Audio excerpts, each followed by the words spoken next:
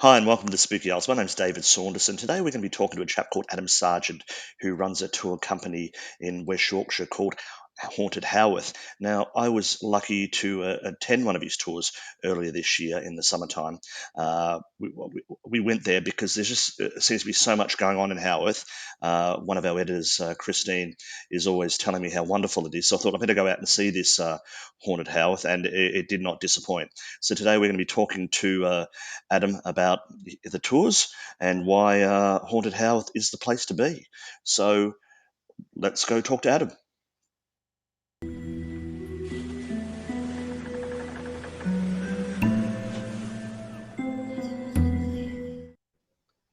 Hi, Adam. How are you today?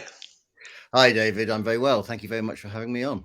It's great to have you on. As I said, we went on one of your tours. It was fantastic. It was spooky. It had lots of deranged type of stuff that we love here at the Spooky Isles.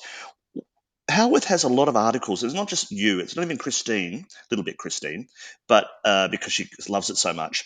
But why is Howarth such a spooky place and such a prominent place, given that it's only a little village? I mean, it is a tiny village, but I mean, there's a number of reasons. Well, first and foremost, I'd say Haworth is famous for being the home of the Bronte sisters. So it's where the Brontes wrote their novels. So Emily Bronte wrote Wuthering Heights. Obviously, Charlotte wrote Jane Eyre and a number of other novels here. And obviously, those novels changed the face of women's literature worldwide. So we have people coming to Haworth, and they have come to Haworth for good well over 150 years now for that very reason, from all over the world. So it's become a bit of a mecca from that point of view. So and the novels themselves have are famous for their kind of gothic element. The ghostly element of Emily's Wuthering Height, the kind of fey element of Jane Eyre, but there is more to it than that. There's actually only a small element of the Brontes to my tour, as I'm sure you'll recall. Haworth, when the Brontes arrived, had a reputation for being so I'm going to divert into a little bit of the horrible history of Haworth here. Had a reputation for being the sickest community in the whole of the north of England, because as we know, during that era of the Industrial Revolution, the Victorian period, diseases like cholera were rife, and although the medical model was in development, they didn't really understand fully what the issues were. They were beginning to understand that water supply was a problem, and sanitation was a big issue. We didn't have in Haworth, there were no didn't have toilets, didn't have sewers, didn't have running water. And to cut a very long story short, the water was obtained from wells and springs from around the area, but the water that supplied these wells and springs, before it reached the wells, had fallen on the moors, and it filtered through the local graveyard. So as it filtered through the graveyard, people who had died from these diseases, such as cholera, were buried there. And so the water that people were collecting from these wells was infected with these diseases, and they were dying. They were being buried in the graveyard. And we had this cycle of people being infected with these diseases. The average lifespan between 1840 and 1850 was 25.8. Yeah, so death was ever present in Haworth. One of Charlotte's closest friends, who came to stay with her, was shocked by the constant ringing of the funeral bell while she was staying here. Every second or third day, the funeral bell would ring. So for centuries here, death was constantly present for the residents of Haworth. And I think that's one of the reasons why, the residents of Haworth have rubbed shoulders with ghosts for centuries.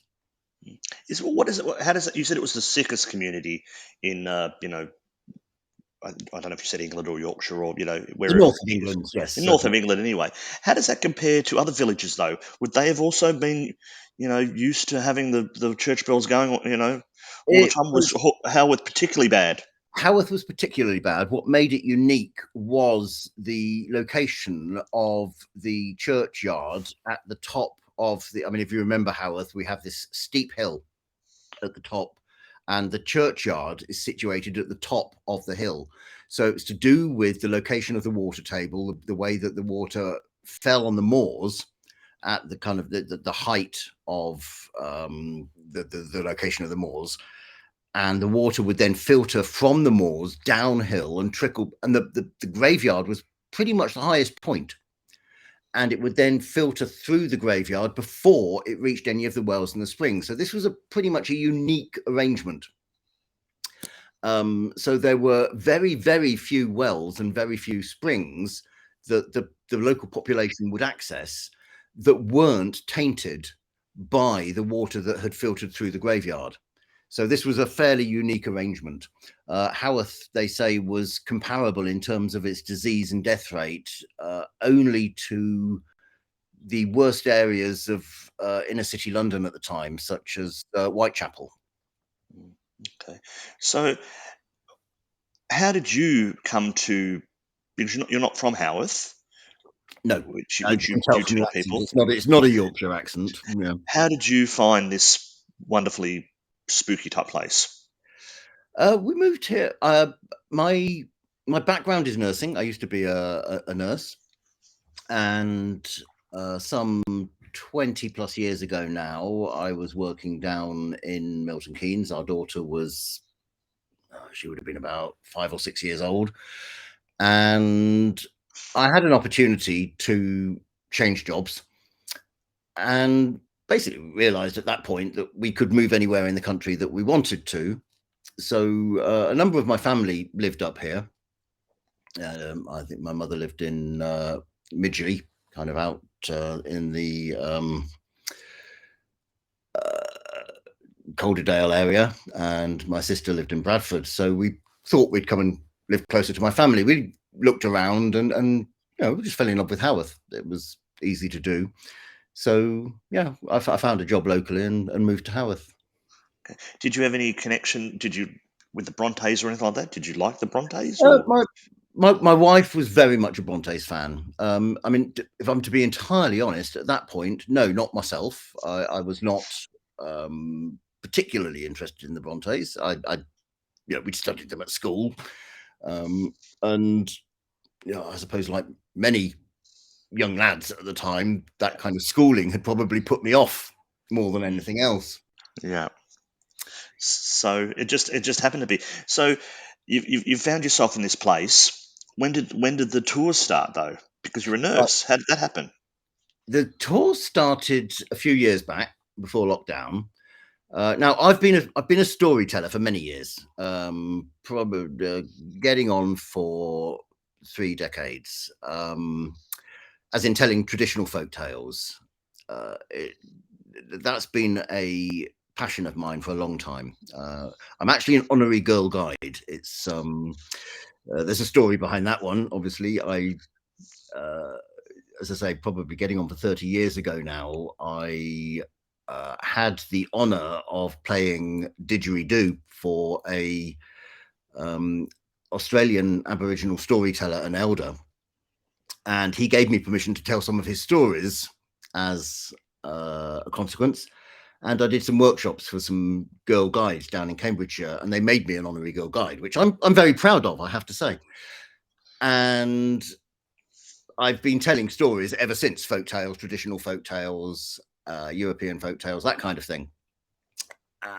Now, come about no, not that long ago, 4 years ago, maybe, we were looking around for something to do in Haworth for the Christmas events, and I was wondering what I could do to contribute. Obviously, I can do the storytelling, and I suddenly realised that there have been a number of people over the years doing the ghost walks here, but whoever had been doing them last hadn't been doing them for a couple of years, and I thought, well, there's a missed opportunity. We Mm.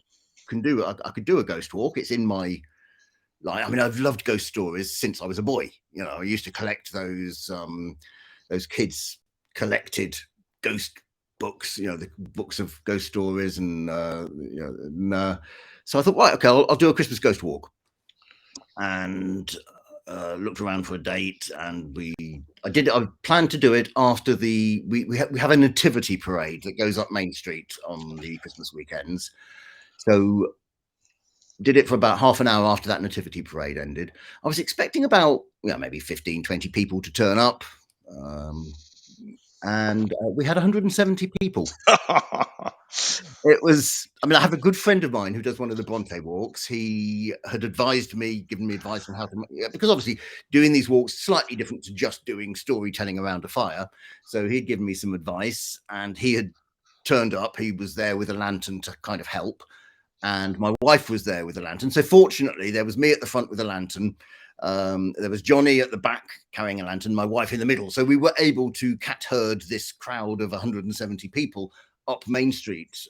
We had no, at that point, the street closure had finished. So we had somebody then running up the front, warning the cars that 170 people were walking up. I planned to take them all through like this narrow ginnel, like a small alleyway for those of your audience who might not know what a ginnel is, but like literally it was no more than like 3 feet wide. I thought, no, it's going to take probably about a good 30 or 40 minutes to feed 170 people through this ginnel. So we missed that out. But fortunately, as you might be able to tell, I'm not shy in stepping forward. So it actually went really well. And I thought, yeah, okay, there's a need for this. People want to hear these stories. So I think Haworth as a place is built for a ghost tour, because people will see it. You've got little alleyway. I mean, you're in a village, and it's quite funny because you sort of like you go through West Yorkshire trying to get there, and you're up and down, and all the turns when you're driving there. But once you get there, little village, it is downhill, but there's all these old streets, and in certain places, if you look in a different way, you could think that you're in a city place. You've got this wonderfully big cemetery, you've got the church, you've got buildings, and all these kind of like lots of pubs. I think there's like those five odd pubs or something that are all very famously haunted, and so you've got all this great stuff. So from a ghost tour, it's everything you want. Oh, absolutely.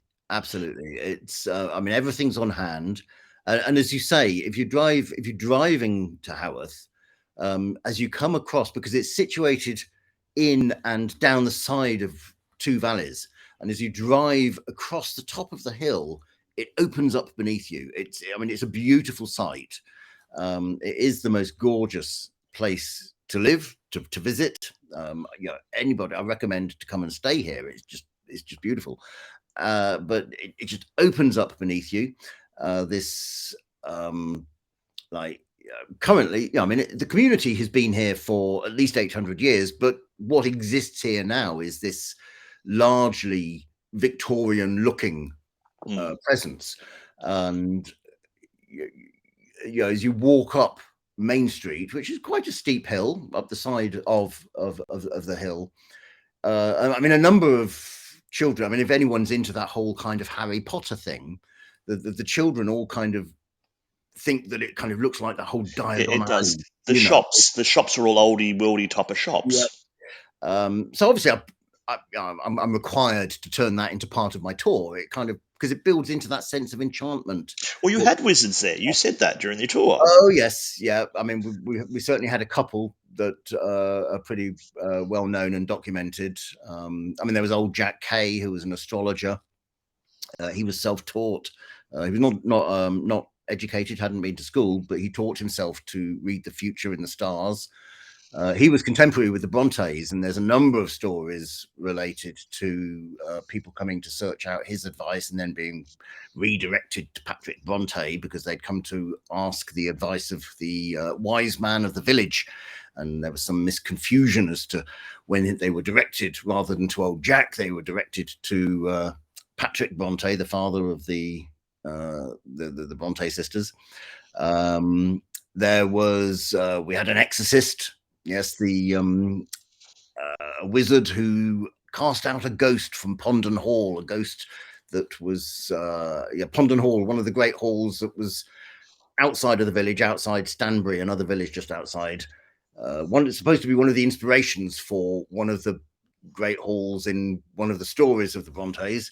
But this wizard was apparently cast out a ghost by reading from a book of the black art. In fact, he read backwards from this book of the black arts. I love this story. It's just like he read backwards. It never tells you what that book was called, which is really irritating because that's the bit that I always wanted to know. Yeah, you want detail, you know what I mean? But anyway, he read backwards from this book of the black arts, and he commanded the ghost to leave Pondon Hall until the candle that he was bearing should burn down to its very end. At which point he took that candle and he swallowed it, flame and all. So obviously the candle could never burn down to its very end, and the ghost was never allowed to return to Pondon Hall. So we have no identity. We don't know who this wizard was, but just a great little story. It is, and there was lots of little stories like that in your thing.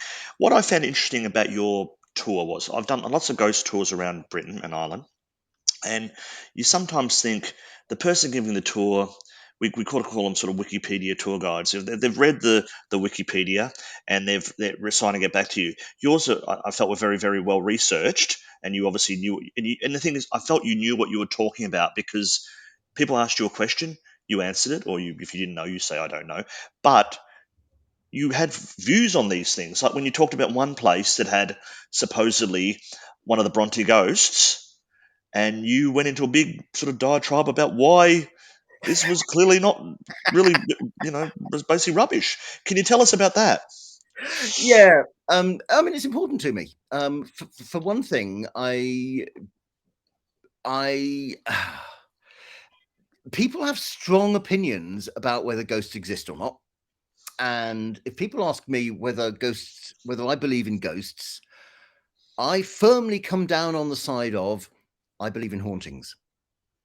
I had an 11-year-old ask me, "Do you believe in ghosts, mister?" And I said, "I believe in hauntings." I'm not going to tell somebody else whether their belief is right or wrong. I think that's arrogant. And I think there can be an awful lot of arrogance in the community. I think, but people do have experiences, and they have experiences that can't be explained. There's no doubt about that. I don't know necessarily what the cause of these experiences are.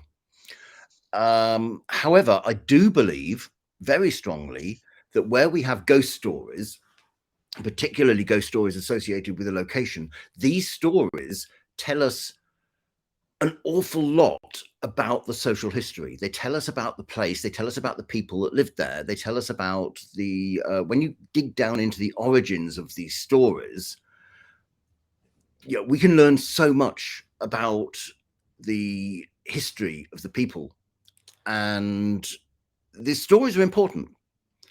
The way in which we tell stories, the way that they tell us about the way in which we make sense of the world.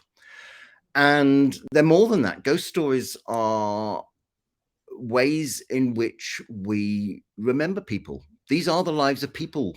These are people that lived. So they are important to me.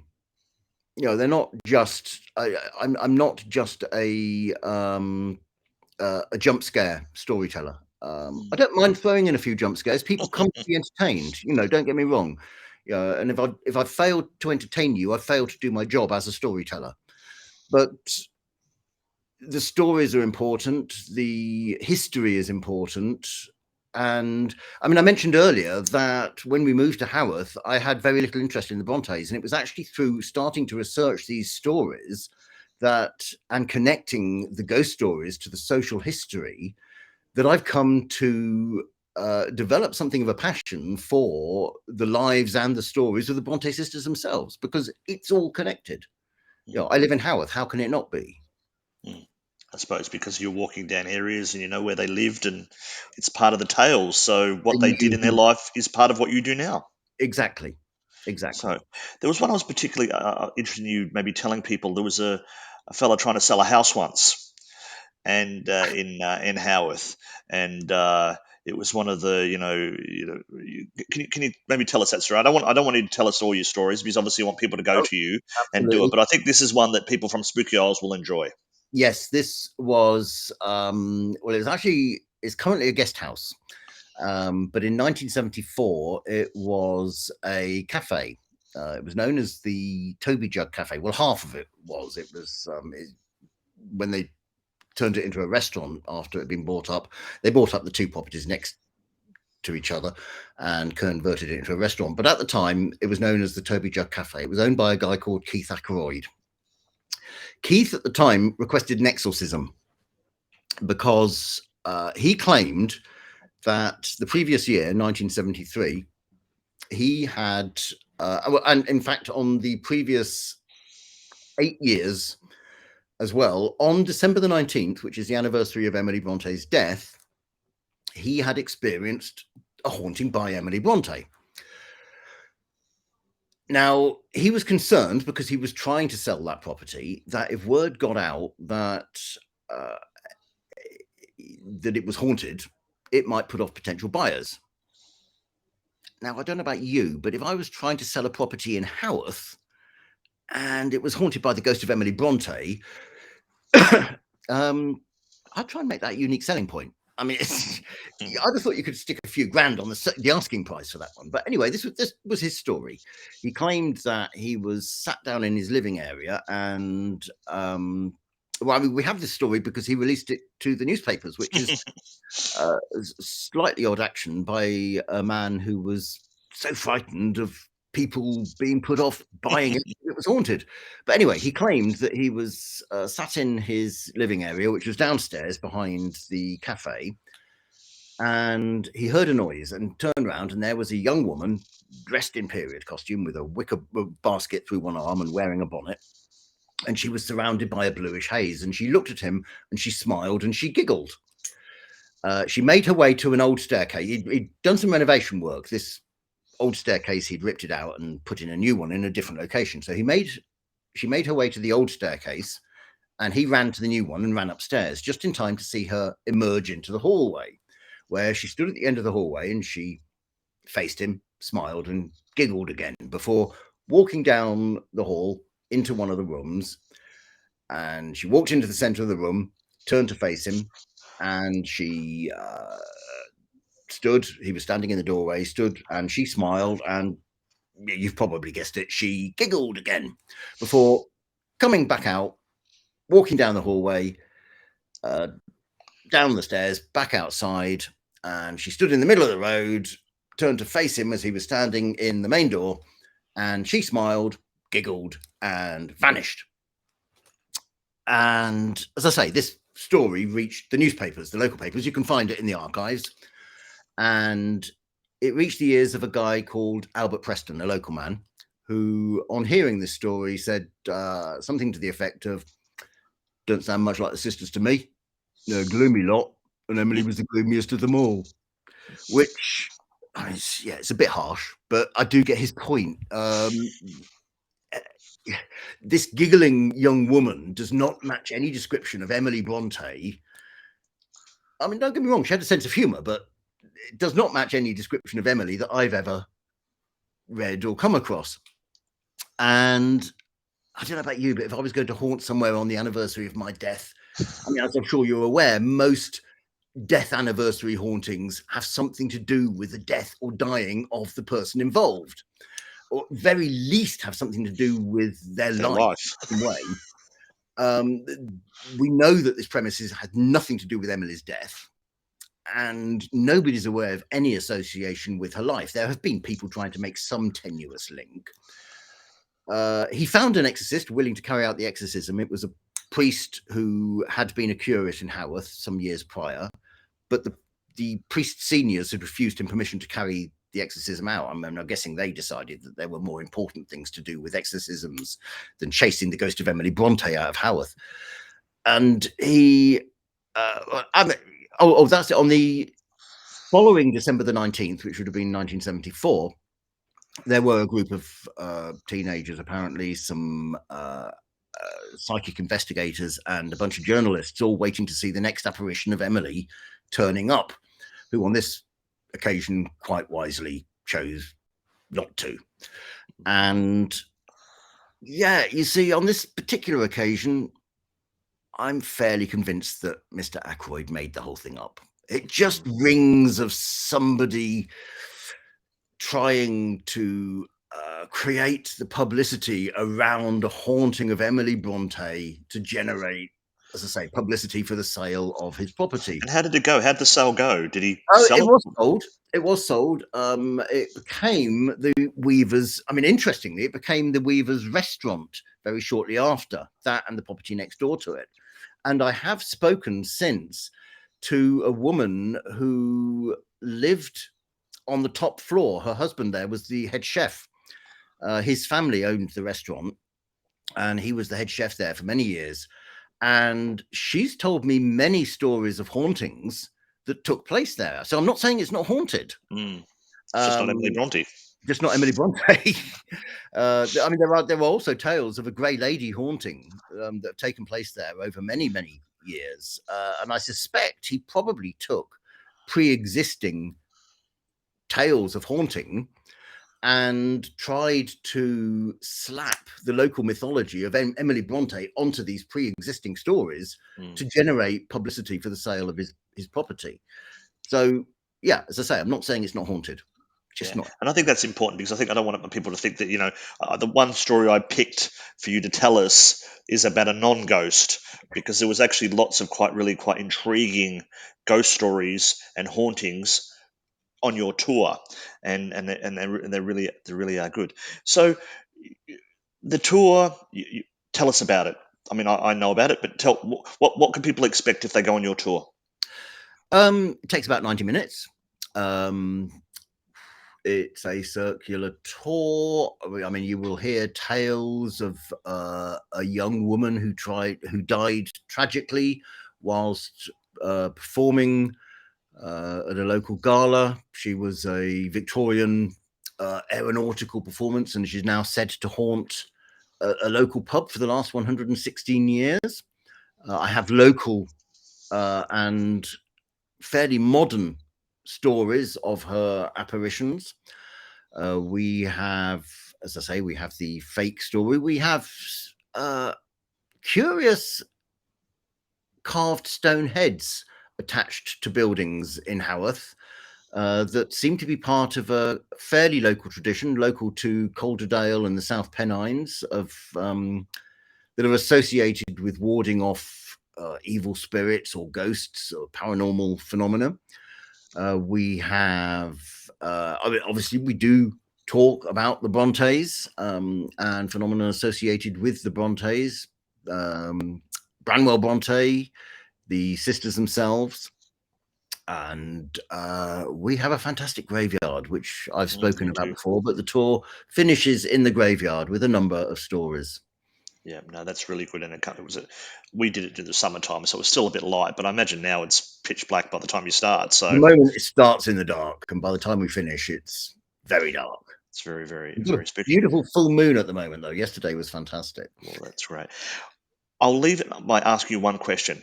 I often hear ghost tours, and they always seem to see something themselves. Have you seen anything when you've done your tours that have been a bit spooky?